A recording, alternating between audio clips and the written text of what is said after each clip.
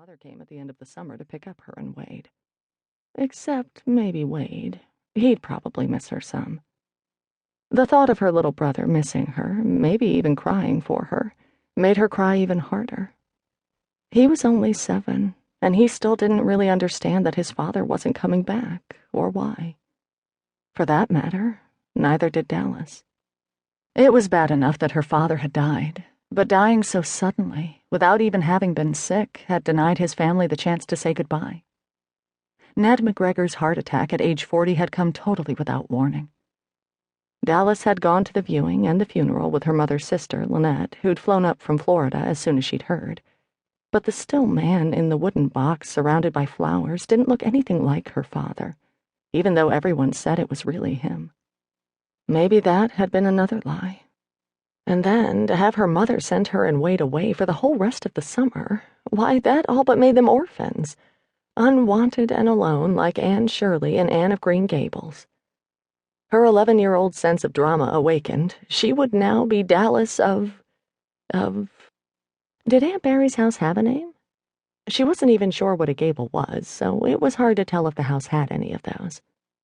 Dallas sat up and wiped the tears from her face with the backs of her hands. Her arms wrapped around her knees, she stared out at the river, feeling immensely sorry for herself. She just wanted someone to tell her why her father had been taken from them, and why her mother seemed so far away, even before they left home to come here, and why she'd left her son and daughter in St. Denis when she returned to Dunellen, where they lived. Her father had always told her that the only stupid question was the one you didn't ask when you didn't know. But what if you ask and no one has an answer that makes any sense? Her mother certainly hadn't made any sense when she told Dallas she just wanted you kids to have a good summer and enjoy yourselves. Obviously another lie. Dallas began to sob again, so loudly that she didn't hear the girls who had parked their bikes under the trees and were creeping up behind her.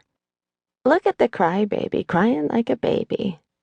One of the girls stood in front of Dallas, her fists on her hips, her face an ugly mask of derision. "Do you do anything but cry, little baby?" "My daddy died, boo-hoo," one of the others mocked, rubbing her eyes. "Maybe you should be riding that bike instead of sitting around," the girl to Dallas's left taunted. "Maybe you wouldn't be such a pudge." Dallas's stomach clenched, and for a moment she was afraid she'd throw up. She tried to think of something to say that would make them shut up and go away, but there were 5 of them and only 1 of her, and humiliation had clouded her mind and cut off all hope of coming up with something smart or clever to say. "Go away," was the only thing she could think of. "Just go away and leave me alone." "Who's gonna make us?" The girl who was standing behind Dallas poked her in the back. "Maybe I will." The boy had come out of nowhere, but he walked up the riverbank with a fishing rod in one hand and a bucket in the other. "Brooke, why don't you take your stupid friends and just get lost?" "Or what, Grant?" A girl with dark blonde hair and a long ponytail stepped out from behind Dallas. "Or maybe I'll toss this bucket of worms on you." The boy held up the bucket. "You wouldn't dare," she smirked. He did. The girls screamed, swatted the worms away, and ran for their bikes. When the girl who'd issued the dare reached the trees, she turned around and called back over her shoulder in a sing-song voice, "Grant's in love with Pudge," and the other girls took up the chant. The boy ignored them and sat down next to Dallas on the ground. For a long time he didn't speak. When he did, he said, "You ever been fishing?" Still so embarrassed she dared not speak, she shook her head no. "Come on down by the water." He stood. "If you want to, that is." Dallas couldn't tell him that all she really wanted was to go home and have things be the way they used to be, with her mother and father and brother. So she didn't say anything. He walked down to the river's edge and sat on the bank and threaded a worm onto the hook that was hanging from the rod's line. He turned to look over his shoulder before casting the hook out into the river with a flick of his wrist.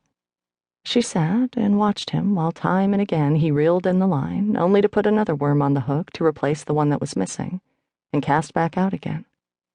"Why do you keep doing that?" she called to him. "What?" He half turned. "I can't hear you. Come down here if you want to ask me something." She hesitated, then looked behind her and found the taunting chorus had disappeared.